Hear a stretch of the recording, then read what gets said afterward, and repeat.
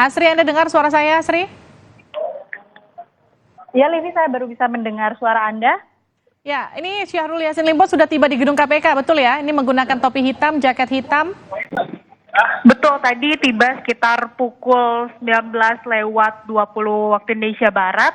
Tadi tiba sempat ke belakang bagian KPK dulu seperti itu, lalu ke bagian depan dan turun, lalu langsung naik untuk kemudian diperiksa oleh tim penyidik KPK.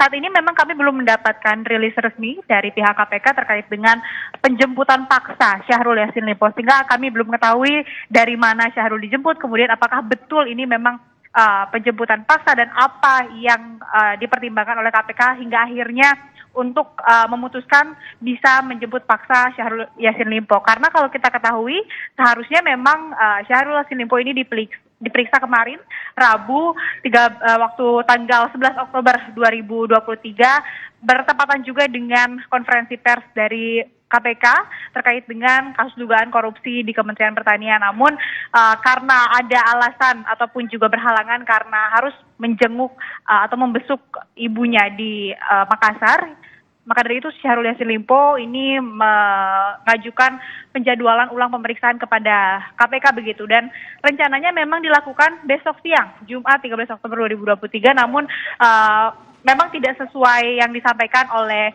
penasihat hukum atau kuasa hukum dari Syahrul Yassin Limpo, Febri Diansyah, bahwa memang seharusnya besok, tapi malam ini justru mantan Menteri Pertanian Syahrul Yassin Limpo juga sudah tiba di KPK dan langsung masuk ke atas begitu ke gedung KPK untuk kemudian diperiksa tim penyidik KPK. Sejauh ini informasi yang kami dapatkan demikian, Liv ya. Asri, ada nggak kuasa hukum Syahrul Yassin Limpo yang juga nampak di gedung KPK ketika penjemputan ini?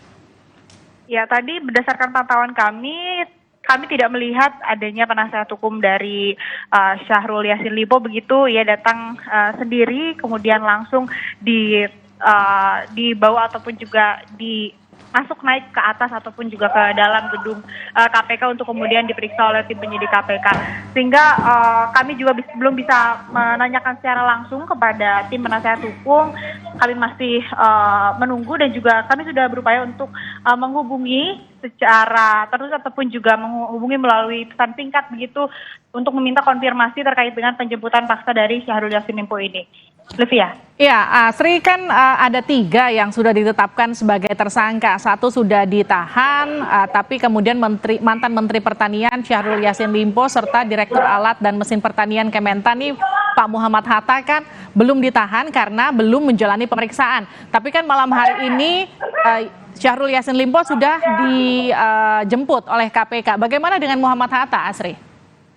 Ya, terkait dengan pemeriksaan Muhammad Hatta dan juga untuk penahanannya, dari KPK sendiri belum memberi rilis begitu. Kami juga sudah berupaya untuk menghubungi dan menanyakan kepada pihak KPK terkait dengan 2 tersangka yang belum ditahan hingga saat ini begitu, termasuk tadi ex-direktur Alat Mesin Pertanian Muhammad Hatta, dan ini juga belum ada konfirmasi begitu dari pihak KPK. Kami masih menunggu, tapi yang jelas alasannya kenapa kemarin ex-direktur Alat dan Mesin Pertanian Muhammad Hatta ini tidak bisa hadir ataupun juga tidak bisa diperiksa karena harus membesuk atau menjenguk mertuanya begitu. Dan dari KPK sendiri juga masih belum merilis begitu kapan kemudian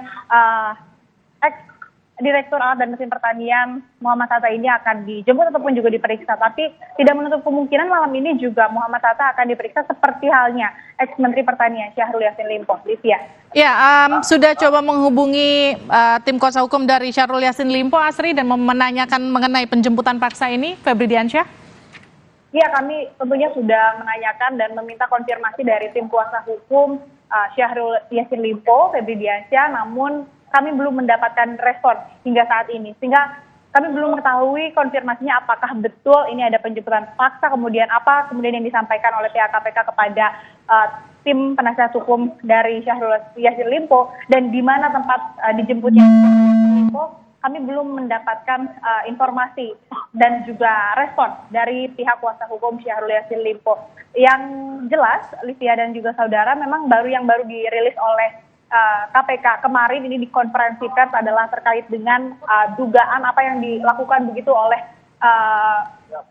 Menteri Pertanian Syahrul Yassin Limpo, yang mana disebutkan bahwa Syahrul Yassin Limpo ini diduga memerintahkan bawahannya untuk meminta ataupun juga mengumpulkan sejumlah uang dari pejabat-pejabat di lingkup Kementerian Pertanian, baik itu dari eselon 1, kemudian juga sekretaris-sekretarisnya, dan juga bahkan vendor-vendor yang mana dari rilis kemarin ini disebutkan Syahrul Yassin Limpo dari masa jabatannya di tahun 2019 sampai dengan tahun ini sudah meraup sekitar 13,9 miliar rupiah, yang mana ini diperoleh dari tadi uang-uang yang didapatkan atau dana-dana yang didapatkan dari hasil yang dikumpulkan oleh dua tersangka lainnya, yakni ex-sekjen Kementerian Pertanian dan juga oleh ex-direktur alat dan mesin pertanian.